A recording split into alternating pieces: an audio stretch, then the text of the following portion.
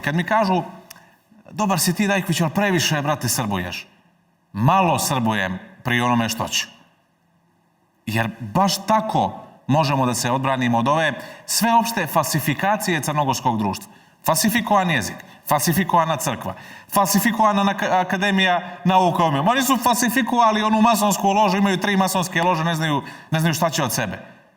Pa onda uhvate pa prevode gorski vijenac sa srpskog na crnogorski. Pa zamislite vi tu šizofreniju. Kakva šizofrena cijepanja u mozgu ima recimo jedan Adnan Čirgić koji je otac crnogorskog jezika.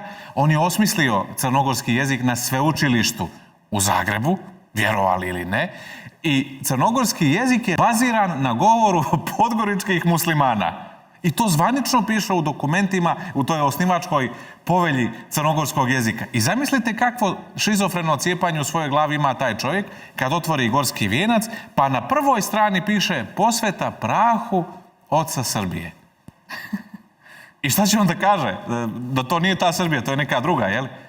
Pa Bogu hvala što je postao jedan Njegoš kao svetionik našeg naroda i koliko god da zaglibimo i da se sve sagori i splamti u Crnoj Gori, dovoljno je što imamo Njegoša jer će ostati dovoljno o srpskoj Crnoj Gori.